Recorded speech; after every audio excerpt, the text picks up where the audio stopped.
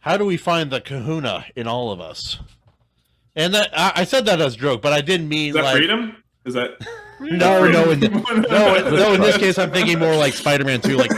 Like story, like a good story has a way of displaying the hero inside of ordinary people. It's ordinary people put into extraordinary circumstances who respond in a courageous way. And I always love seeing stories that are able to do that effectively. Like, not every story has to be about the farmer who becomes the hero, but those stories work really well, and I've always enjoyed that about stories. So some of them are the Marine that married the stripper and is now saving the United States. Some of those Marines are in this very room here. Yeah. And didn't you just say the farmer that becomes the hero? Isn't that a little redundant? Yeah, that's fair. Are you saying that all farmers are heroes? Farmers are heroes. Farmers and truckers, man. One of them stops. Do you just try to insinuate that a farmer is not a hero? How dare you? Rolls up, white sleeve covered arms. Let's go, Sonny. You're going to find out today. Are the backbone of America, sir. What did you say about bone in the back of America? What? Anyway, but yeah, no. What? Go ahead. No, I was going to ask you. Please go more detail. Oh well, just on the topic of like heroes and stories. Do you like? Here's like I guess we could start off with a basic question. Like, do you guys prefer someone who is predestined and of royal or important blood becoming something great, or do you prefer the kind of true zero to hero kind of story? You know, the opposite of the movie Hercules, which has a song Zero to Hero. He was never a zero. He was always a demigod. He's like a 12 at birth or something. They're like zero to hero. I'm like, what do you mean? He can lift a mountain as an infant. Why did they try to make him Rocky and Superman? I'm sorry, that movie has some things about it. Well, the Chosen One theme or trope, is definitely not a favorite of mine. Hey, that's not to say it doesn't work sometimes, but it was I'm always going to for prefer. a long time. Yeah, I mean, we have Sanderson's Elantris, which it's I guess you have a guy that was supposed to be destined for some great stuff, but then kind of gets a disease, and then don't spoil that book. It's a good book. Well, that's not spoiling. It's like right in the beginning, and has to figure out how to become great, and help people in other ways. We need to find the magical cure for syphilis. That's no. Well, like if we're going with Sanderson, we could go like there is the hero of ages, which is a predestined thing in Mistborn, and not getting into spoilers for that, but that is kind of a chosen one style thing in that regard. Yeah, that was a choice. A choice. Yeah, a lot of my characters start at nothing. They're very mortal. It's hard for me to like compare them to other authors because everybody's characters always become so freaking badass, man.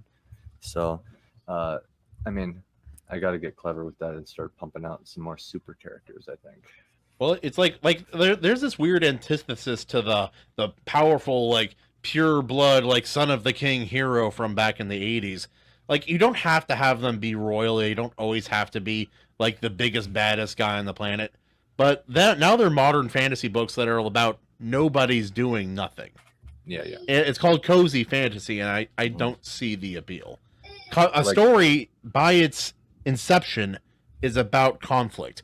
And, of course, they have conflicts about other things, but why would you make this fantastic fantasy setting and then have someone running a coffee shop? Life is about a struggle. No, Justin, how dare you? No. Kahuna, I know why those books are popular. I can tell you exactly why those books are popular. Tell me People why. have such boring lives that a slightly interesting life is more entertaining. Oh. Like, just they're so. You're right. Damn it. Anyway, so are you talking about that? So I've never heard this genre before. Cozy fantasy. Cozy fantasy. Yeah. Are you talking about? Was it Coffee Wizard? This sounds awesome. Dungeons and Lattes. You ever wanted to see lesbian orcs make coffee? Yeah, me neither, but it happened. Legends and Lattes was a big song. Legends and Lattes, where the two orcs or lesbians have a coffee shop. Yeah, it's. What's the fucking point? But I don't get it. like It's meant to look. It's meant to look. The conflict is interpersonal. It's not. Yeah. It's not like a big world or even like village-wide event. Well, Like, no, that's like lame. there's lattes though. Yeah. Like, how bad could life be? They have lattes. Are there magic lattes? So I know, imagine see, you're now we're like a getting secretary for like a really crappy office, and like you hate your boss. You're just some lonely secretary, and you daydream of owning a coffee shop with your lesbian lover, and you just happen to also be orc and a little tusk. like, that's the story. so I mean, 72 people in America. Apparently, there's more than that like this book. This sold like crazy. it did. Yeah, It got recommended. It kickstarted the genre. It's not. Yeah. I don't like it, but So I don't. Oh man! Now But I'm here's the thing, interested in right? the, Farm Boy Coffee magician empire. Like he builds an empire, and it's like this huge series. And I would, Too big. like oh, I want to Well, go okay. big. You can. I mean, I guess you can have a fantasy book that doesn't have like a major conflict or something like that, and but like the latte thing just takes me out of it because you're talking about a current day thing. Like that's like you're out of fantasy now. You've intertwined too much. If you're really clever, I can something buy like that. into it. But you need to be clever with it. Like, can you imagine Dalinar like running or like Dalen from Shadow of the Conqueror? It's like in his old age, jumping off and Kermitting sewer slide. He just started making coffee. You would work a tavern, like have it in like a what would like the coffee shop of the fantasy world be? But I mean, you're saying lesbian orcs and stuff. I'm like, okay, there's 1,000 reasons to be out of this, but I'm more kind of interested in this just cozy fantasy idea because it sounds a little bit of like the first half of the Dunce Whisperer. What's happening to our other media, like Star Wars, is getting destroyed by people who don't want these epic fantasies. They want this safe, easy, low involvement, low risk stories. It's just like, oh, it's just kind of coast along and happy doodah. I guess, Yeah. Well, your daughter's reaction to just the poster shows what's quintessentially wrong with every modern Star Wars thing right now. She's like, why is there blood? It just sounds like a drama, a drama done in a fantasy setting. Soap opera, yeah. Yeah. Yep. Which I'm like as a genre, like fine, I guess, right? And with Dunce Whisperer, it is literally the guy's working a tech, like what you would call it, like an IT equivalent of a job in a fantasy setting. Now it does change. There's a mystery and stuff like that, but like I think it's pretty. What's that? It's not out yet. Somebody's working on the cover. No, but I mean, like, that'd be me. I feel like it's pretty darn entertaining and stuff like that. Having a guy fix, instead of computers and stuff, they're fixing wands and other types that sounds great. Equipment, right? So like really, that way, I would consider. Have you rebooted your wand yet? Like, have you tried deluminating and reluminating the tool? So when the witch brings in the wand and it's like, oh wait, this one runs off electricity. It's just so weird. No. I've got a Linux wand here. Can I use it with my Apple system? Oh, I'm sorry, man. It's not gonna. well, the witches are to use pseudo magic, so that's a whole thing. Why is this installed on your broom anyway? We're speaking a different language, but this is great. Two IT guys are like speaking. Bro, look, I guarantee you're gonna love it. But like that aspect of the book, and like I tell people, like halfway through, it turns into a complete action with comedy. But like that sounds like it fits the cozy fantasy genre. So like that on its own, I think can work just fine. Yeah, it's when you start adding the lesbian orcs thing, but also the fucking the lattes thing. Like I don't understand how this is like fantasy. There's no escapism of it or at all. Well, you know what it is. It's because there are more women reading fantasy than ever before. This is not a knock on women, but women generally don't read the same kind of conflict heavy, like physical conflict heavy stories men do. They prefer the emotional and relational conflict over the physical conflict, which is the main difference in men and women's reading habits. It's not true across the board, but it's a good rule of thumb. Yeah, and we're also in an age of like gender and even species fluidity with the furry movement kind of stuff. So them fantasizing themselves as other creatures besides human kind of flows with the current trends, I think, a little bit. Yeah, like in anime interspecies reviewer. Yeah. But to me, it just sounds like people with tusk. You know, like that's the fantasy part. I'm like, wow, ooh, it's so fantasy. Like, I identify as a tusked person. Okay. Where's the whimsiness? You know, where's the fantastical? Why is this the fantasy? Is there any reason for them to be orcs other than it being like different? Well, can you imagine like a wizard? They make a portal out of another dimension. They step through with their staff. You think they're going to be like something important? It's like, I'm gay. That's the story. Like, what are we doing here, man? What would it be like running a tavern right next to like a demon gateway? You know, and you got to deal with those customers coming in. Like you don't have a steady flow of customers. They keep dying out every time they leave the gate. and like you follow this guy running this tavern, just trying to find new customers. I know. I want to read that. That's a different story. I have a story. I have a story outlined for a guy who, like, this tavern owner in a fantasy world. He is a god, but he just he decides to try to understand the underlings or the mortals. He's like, I'll just run this tavern. One of us. That's a good idea. One of us. One of us. One of us. What was that? Okay, sorry. I just want to read that story where the tavern owner, the latte shop owners, customers are getting less and less and less, and then they're finally, when nobody's left, they're forced to venture out and find out what's going on, and they become a hero.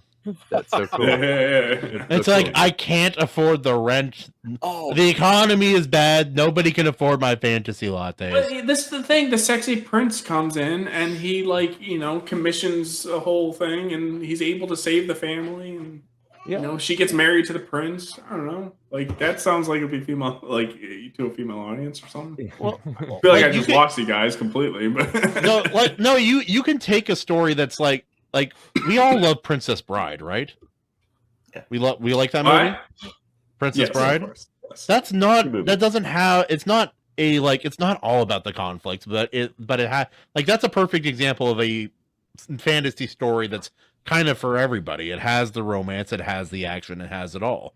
And you can even make a story where you're not fighting to save the world necessarily. There was a fantasy writer. He made a story about a painter and a person who stacks stones who fell in love recently, and it was really, really good, surprisingly good. Yeah. There's ways to do the slow story. Don't get me wrong. There's definitely ways to do it, but Bats does make a good point. At what point is this not even a fantasy story, right? Yeah, I mean, again, I guess I'm trying to come up with examples, and of course I blank. Like a classic Disney movie, right? Like Cinderella or something like that. That's a fantasy.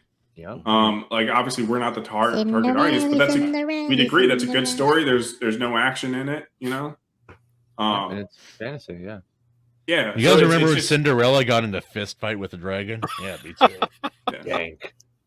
I just hate the idea of, again, Legends of Lattes, where it's just this current dayism, just in your face.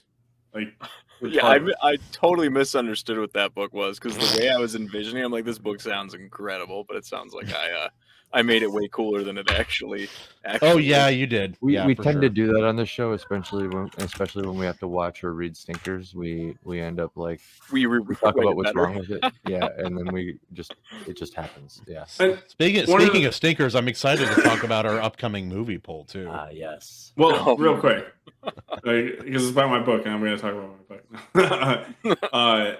The other thing, a big part when I'm writing this story was I was like, none of these magical tools can just be a computer, essentially, right? That does all that functions. I'm like, I have to limit myself and not have something that's essentially a computer. So it's again, what would be a latte that's not a latte? Like mead, you have a fucking mead store, But a latte, But it pisses me off. Black it's just coffee, beans, and milk. It's like things. I mean, they have like bread and fantasy worlds and It's water. not that advanced, man. I think they could figure it out. I get your. Actually, point. there are I a get lot of your fantasy point. stories that have coffee. They just call it something else They usually. can't have Yeah. Well, that'd be fine. It was just yeah. The You term know, latte. they're selling coffee here in the palace, and I just thought, You're current-daying us. Don't current-day us. Oh my god! I gotta call my mother and tell her about the coffee. coffee? It's like they go in the palace. Why are you speaking that way? You want some coffee? Yeah, sure. Something wrong with you? Oh, you ma, come here, check this out. I got some coffee. People would be like, "What is going on with that guy?" All right. What were we gonna get I don't know going? why, but I have this impulse every time Bat Sauce is running the show just to try to get us off track. What? I will not be contained. But You know, Kahuna, you should really consider cleaning your room. Yeah. Oh, I wish Herman was here. He has the best Jordan Peterson impression of all time. You just watched a clip from the Iron Seas podcast. Make sure to like this, subscribe. It helps us out a little bit. And please catch the show live at 9:30 Eastern every Tuesday.